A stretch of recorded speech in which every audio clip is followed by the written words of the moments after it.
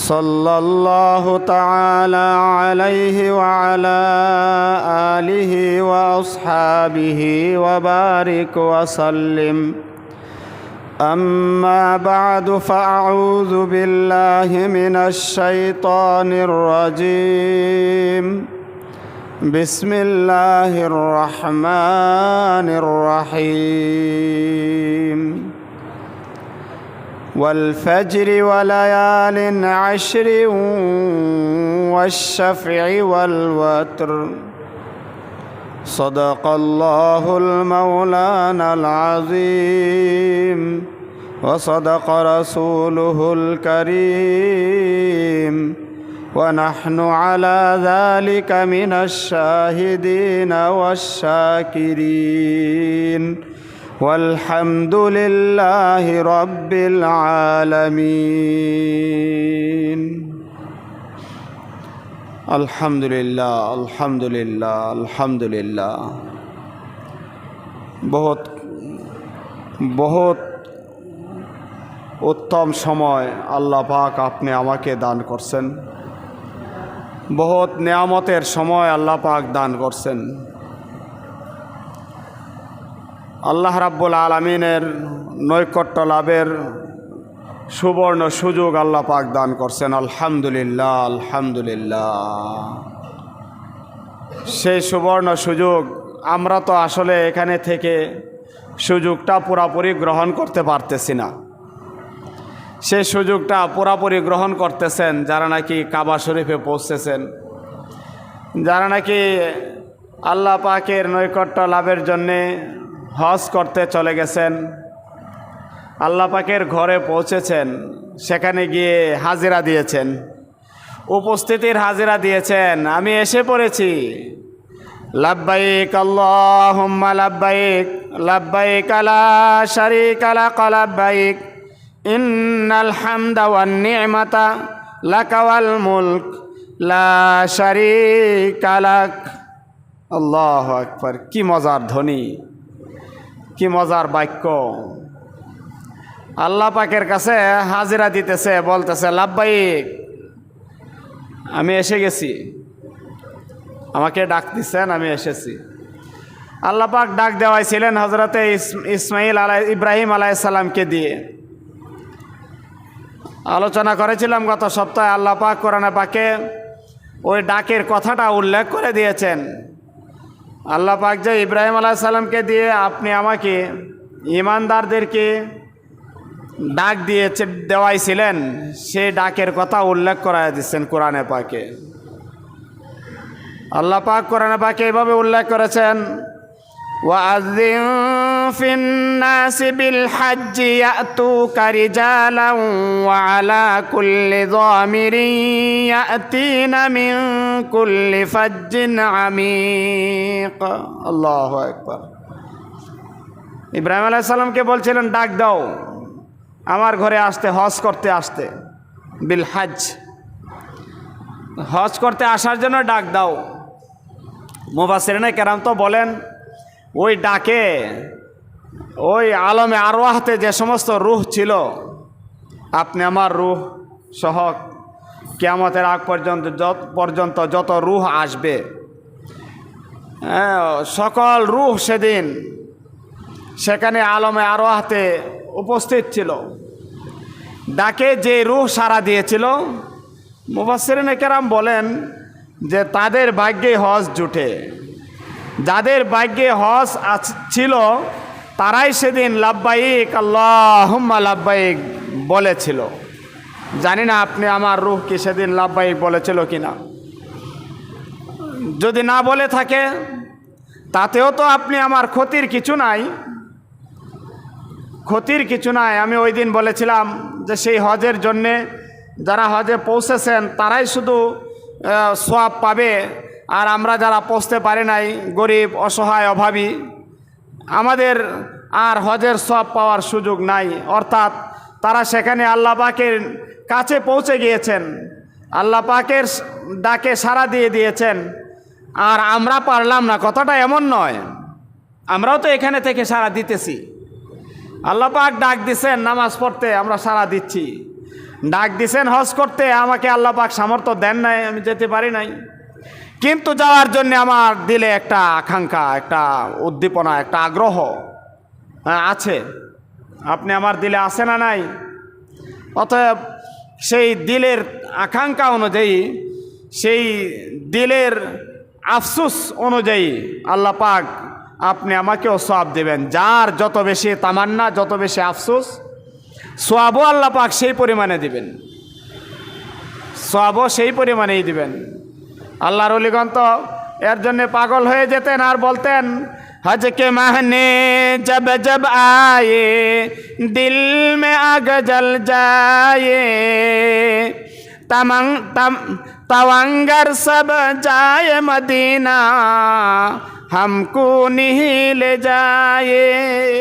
আল্লাহ, হজের মাসটা যখন এসে যায়, ওগো আল্লাহ, ওগো রাব্বাল আলামিন, আমার দিলে তো আগুন লেগে যায়, আমার প্রাণে, আমার জানে আগুন লেগে যায়। কিভাবে আমি সেখানে পৌঁছব? সেই আরাফা, সেই মুজদালিফা, সেই মিনা, সেই সাফা মারওয়া, হাজারে আসওয়াদ, মাকামে ইব্রাহিম, মুলতাজিম, আমি এগুলোতে কিভাবে পৌঁছব? বারবার তো এগুলোর কথা স্মরণে পড়ে, সেখানে যাওয়ার কথা মন টানে। ইসমাইল আলাইহিস সালামকে মিনা প্রান্তরে নেওয়া হয়েছিল জবেহ করার জন্যে। সেই মিনা প্রান্তরটা কেমন দেখতে তো মন চায় খালি, মনটা তো পাগল হয়ে গেছে, আমি কিভাবে সেই জায়গাগুলো দেখব? আর সেখানে যেতে পারলে তো সেই গারে সৌর, যেখানে নাকি প্রাণের নবীজি সাল্লাল্লাহু আলাইহি সাল্লাম আশ্রয় নিয়েছিলেন, সেই গারে হেরা যেখানে কোরআনে পাক নাজিল হয়েছিল, সেই বদর, উহুদ, খন্দক, যেখানে প্রাণের নবীর দন্দন মোবারক শহীদ হয়েছিল, রক্ত ঝরেছিল, সেই স্থানগুলো যেখানে আমার প্রাণের নবীর পায়ের ধুলো লেগেছে, পা লেগেছে, সেই স্থানগুলো তো এখনো আছে। সেই স্থানগুলো দেখতে মন চায়, সেখানকার ধুলো বালুগুলো চেহারায় মাখতে মন চায়। সেই তামান্না অনুযায়ী দুনিয়ার আনাচে কানাচে থেকে মানুষ সেই তামান্না অনুযায়ী, সেই আফসোস অনুযায়ী, সেই আগ্রহ অনুযায়ী সওয়াব পাবে। আল্লাহ পাক আপনি আমাকে নেন নাই, তাই বলে আপনি আমাকে, যাতে আমি মাহরুম না হই, এই জন্যে আল্লাহ পাক আপনি আমাকে এমনভাবে কি বলে সুযোগ হারা করে দেন নাই, বরং সুযোগ দিয়েছেন। সুযোগ দিয়েছেন জিলহজ মাস আসলে তুমি কিছু কাজ করবে, সেই কাজগুলো করলে তোমার হজে যেতে না পেরেও, হজে না গিয়েও তুমি দুনিয়াতে যেখানেই থাকো না কেন, তুমি আমার নৈকট্য অর্জন করতে পারবে। এর মধ্যে সবচাইতে গুরুত্বপূর্ণ কাজ হলো কুরবানি, কুরবানি করা, গরু জবাহ করা, ইহরাকিদ দাম, রক্ত প্রবাহিত করা। কার জন্যে? আল্লাহ পাকের জন্যে। হযরত ইসমাইল আলাইহিস সালামকে ইব্রাহিম আলাইহিস সালাম নিয়ে গিয়েছিলেন রক্ত প্রবাহিত করার জন্যে, শরীর থেকে রক্ত বের করে দেওয়ার জন্যে, গলায় ছুরি চালিয়ে রক্ত বের করে দেওয়ার জন্যে। বলে যে সেই নমুনা দুনিয়ার আনাচে কানাচে যেখানেই থাকুক না কেন, একজন মানুষ যদি সেই নিজের সন্তানকে জবাহ করে যে পরিমাণ সওয়াব পেয়েছিলেন ইব্রাহিম আলাইহিস সালাম, সেই নমুনাটা দুম্বা, যদিও ইসমাইল আলাইহিস সালামকে জবাহ করা হয় নাই, কিন্তু জবেই করে ফেলেছিলেন, বাকি তো আর ছিল না। ছুরি তো চালিয়েই দিয়েছিলেন, বাকি আর রইল কোথায়? বাকিটা তো আল্লাহ পাক রাইখা দিছেন। রাইখা আপনি আমার জন্য সুবিধা, আপনি আমার সুবিধার জন্য এটা করেছেন। সেদিন যদি দুম্বা জবে না হতো, আর আপনি আমাকে বলা হতো ইব্রাহিম আলাইহিস সালামের মতো তোমাকেও যদি একটা পরীক্ষা নিয়ে সেই পরীক্ষায় পাস করিয়ে রেজাল্টটা দেই, তাহলে সেই রেজাল্টটা পাওয়ার জন্য আপনি আমাকেও সন্তানের গলায় ছুরি চালাইতে হতো। হয়তোবা সেই ছুরি চালাইলে পরে ইসমাইল আলাইহিস সালামের গলার ছুরি যেমন আল্লাহ পাক হেফাজত করে দিয়েছেন, পিতলের পাত বিছিয়ে দিয়েছেন, আপনি আমার সন্তানের গলায় হয়তো তা নাও হতে পারত। পরীক্ষার মতোই হয়ে যেত। সময় তো একটা ছিল এমন যে মানুষ কুরবানির জন্যে জন্তু নিয়ে যেত মাঠে, নিয়ে যাওয়ার পর যদি সেই কুরবানি একমাত্র আল্লাহ পাকের জন্য হতো, তাহলে আসমান থেকে একটা আগুন আসতো, আগুন আসমান থেকে সরাসরি আগুন এসে এই কুরবানির বস্তুটাকে, কুরবানির জন্তুকে আগুনে পুড়ে ছাই করে তারপর আগুন আবার উপরের দিকে চলে যেত। আর যার কুরবানিতে সামান্য একটু ভেজাল ছিল, সামান্য ভেজাল ছিল, সেই ভেজালওয়ালা কুরবানি আল্লাহ পাকের কাছে পৌঁছে নাই। আসমান থেকে আগুন আসতো না, আগুন এসে সেই কুরবানিকে জ্বালাইতো না। এমন হতে পারত যে আল্লাহ পাক আপনি আমার জন্য এরকম বাস্তব নমুনা হয়তো আপনি আমার জন্য রেখে দিতেন। যদি রাখতেন তাহলে আমাদের কিন্তু মান ইজ্জত আর থাকতো না। যে অবস্থা, হ্যাঁ, আপনি আমাদের যে হালত, এই হালত বহুত কঠিন। হাদিসে পাকে আসছে, যখন নাকি একজন মানুষ সেই কুরবানি করে আল্লাহ পাকের জন্যে, সেই কুরবানির রক্ত জমিনে পড়ার আগেই আল্লাহ রাব্বুল আলামিন সেই কুরবানিকে কবুল করে ফেলেন। ছুরিটা খালি লাগার পরে রক্ত শুধু ছিট দিয়ে বের হয়, পড়িয়া মাটিতে যাওয়ার আগেই আল্লাহ পাক কবুল করে নেন, কবুল করে ফেলেন। আগুন দিয়ে জ্বালাইতে হয় না, এমনিতেই কবুল করে ফেলেন। আমরা আল্লাহ পাকের জন্য কুরবানি করব, এর জন্য পূর্ব শর্ত হলো হালাল টাকা দিয়ে কুরবানি করা এবং কুরবানির জন্য নিয়ত সহি করা, ফিউর একটা নিয়ত হওয়া। ফিউর নিয়ত কি? আমি কুরবানি করব আল্লাহকে খুশি করার জন্যে, আমার সাধ্য মতো আমি একটা কুরবানি করব আল্লাহকে খুশি করার জন্যে। যদি এমন হয় যে একটা বাজারের সবচাইতে বড় গরুটা আমার হয়তো, গ্রামের সবচাইতে বড় গরুটা আমার হয়তো, আমি ছোট সময় শুনেছি, আমি নিজের কানে শুনেছি যে সবার চেয়ে বড় গরু সারা জীবন ভরা দিয়েছি আমি, গ্রামের সবচেয়ে বড় গরু আমি দিছি, এইবারও আমার গরুই সবচেয়ে বড় হইতে হবে, এরকম শুনেছি। আর আজকেও একটা কথা শুনেছি, বলতেছে যে অবশ্য নেওয়ারটা ভালো, যে আস্ত গরু দেওয়ার মতো পয়সা নাই, কুরবানি আর দিব না। আস্ত গরু, বড় একটা গরু দিতে হবে, প্রতি বছর দেয়। কেন দেয় বলতেছে, এইবার কেন দিবেন না? বলতেছে যে এবার পয়সার একটু জটিলতা আছে। কেমন? যে 1,00,000 1,50,000 টাকা দিয়ে গরু জবাই করা, এতটা টাকা এবার একটু সমস্যা। এত টাকার সমস্যা না, তাহলে ছোট একটা দিয়ে ফেলেন, 20,000 টাকা দিয়ে একজনের সাথে শরিক হয়ে যান, বা আরও 10-12,000 টাকা দিয়ে একটা খাসি দিয়ে ফেলেন, কুরবানি তো হবে। আল্লাহর জন্য করব, আমার সাধ্য মতো যা তাই তো করব।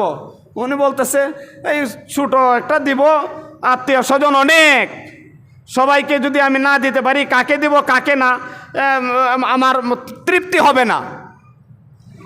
সবাইকে দিতে হলে আমার বড় একটা গরু দিলেও তো আমার হয় না দেখি প্রতি বছর।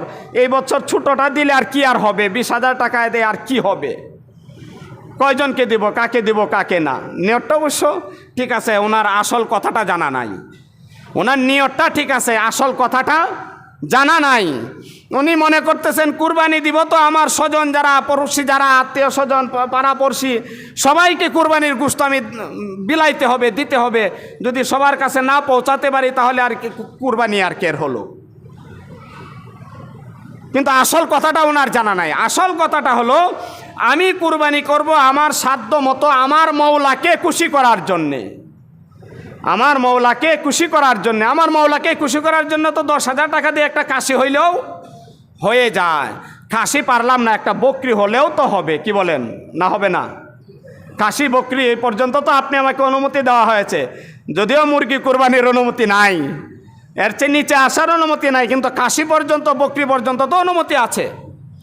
সেই হিসাবে আপনি আমার সেই কুরবানি, আসল কথাটা উনি না জানার কারণে উনি হয়তো এরকম বলছেন।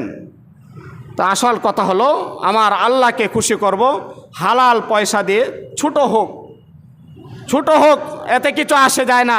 আমার সাধ্য মতো একটা কুরবানি আল্লাহর জন্যে করব। আমি এর থেকে গোশত খাওয়ার জন্যে, মানুষকে দেখানোর জন্যে, নিজের কি বলে গর্ব প্রকাশ করার জন্যে, বরত্ব প্রকাশ করার জন্যে নয়, একমাত্র আল্লাহকে খুশি করার জন্যে আমি কুরবানি করব। হ্যাঁ, আল্লাহ পাক কুরবানির গোশত খাওয়ার দাওয়াত দিয়ে দিছেন। আমি আল্লাহর জন্য কুরবানি করব, আর আল্লাহ পাক অগ্রিম দাওয়াত দিয়ে দিছেন। আল্লাহ পাক অগ্রিম দাওয়াত দিয়ে দিছেন যে তোমার কুরবানির গোশত তুমিই খাবে, তোমার এটাকে ফেলে দিতে হবে না, ফেলে একেবারে জঙ্গলে ফেলে আসতে হবে না, মাঠে ময়দানে ফেলে আসতে হবে না, তুমি খেতে পারবে। এমনকি খাবে না খাওয়ার জন্য দাওয়াত দেওয়া হয়েছে। বলা হয়েছে সকাল থেকে নিয়ে কুরবানির দিন তুমি অন্য কোনো কিছুই খাবে না, আল্লাহ পাকের দাওয়াত গ্রহণ করবে। সুবহানাল্লাহ। কুরবানি দাতা বলে আমাকে আল্লাহ পাক দাওয়াত দিচ্ছেন, আমি আরেকজনের দাওয়াত আগে খাবো?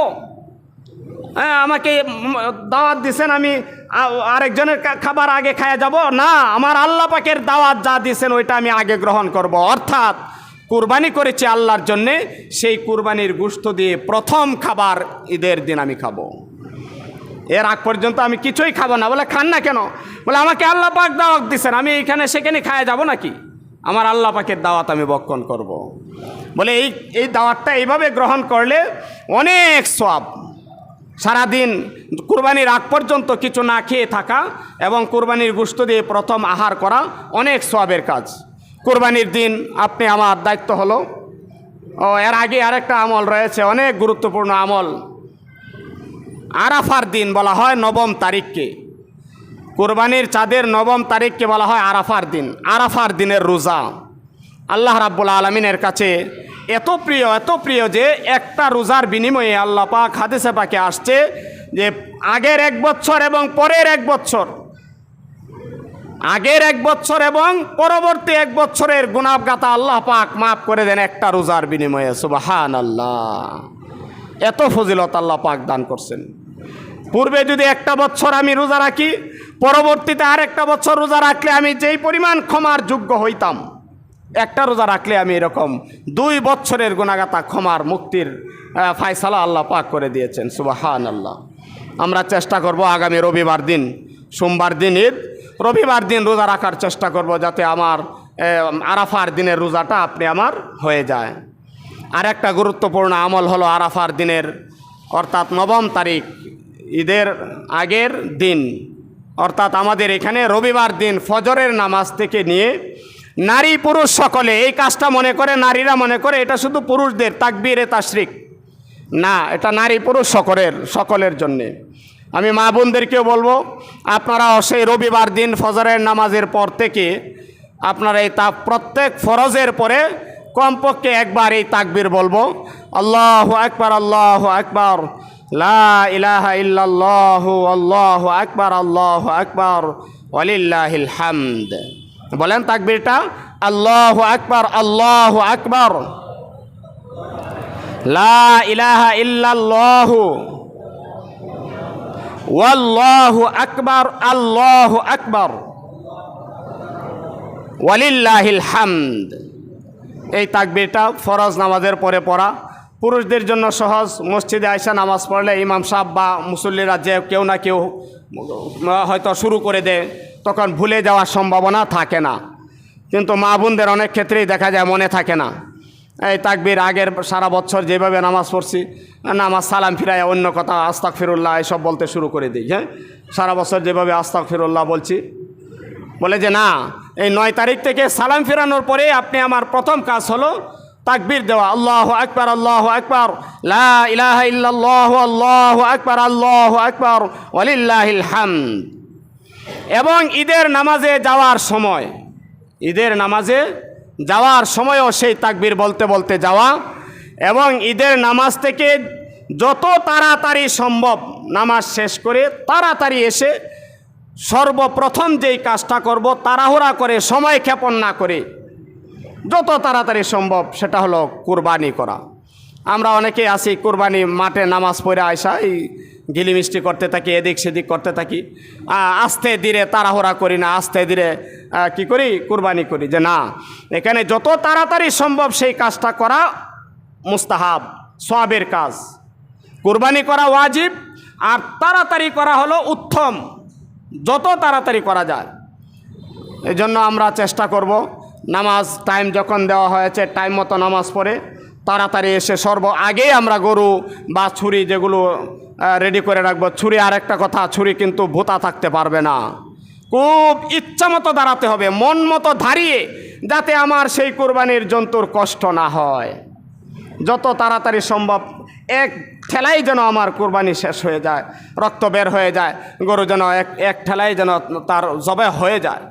এমনভাবে আমরা চেষ্টা করব। ছুরিকে এমনভাবে ধারিয়ে নেব। আর গরু যতক্ষণ পর্যন্ত শান্ত না হয়েছে, একেবারে ঠান্ডা না হয়েছে, এর আগ পর্যন্ত আমরা পায়ের গোসা বা চামড়া সিলানি শুরু করব না। এটা যেন খুবই লক্ষ্য রাখি। এরকম তাড়াহুড়া যেন না করি। খুব সাবধানে সতর্কতার সাথে আমরা কোরবানিটা করব। আল্লাহ রাব্বুল আলামিন আপনি আমাকে কটা বাজে আল্লাহ রাব্বুল আলামিন আপনি আমাকে সুযোগ দিয়েছেন। এই সুযোগ আমরা যেন কেউ হাতছাড়া না করি। সেই কোরবানি যাদের উপর ফরজ, যাদের উপর ওয়াজিব তারা তো করবই। যারা গরিব তারাও কোরবানি করতে পারে। যদি নাকি সামর্থ্য নাও থাকে, এরপরেও আল্লাহকে খুশি করার জন্যে এত বড় একটা উত্তম কাজ, এত উত্তম কাজ, এত সওয়াবের কাজ আমি করব না, এটা যেন আমার দ্বারা না হয়। সাধ্য মতো চেষ্টা করব যেন আমি আমার দ্বারা একটা কোরবানি আমি দিতে পারি। ছোটো থেকে ছোটো হোক, একটা ছাগল বকরিই হোক, তবু তো আমার কোরবানি হয়ে যাবে। আরেকটা জিনিস লক্ষ্য রাখবো, কোরবানির গরু কিনতে গিয়ে, এটা অবশ্য আমাদের জানা আছে সকলেরই।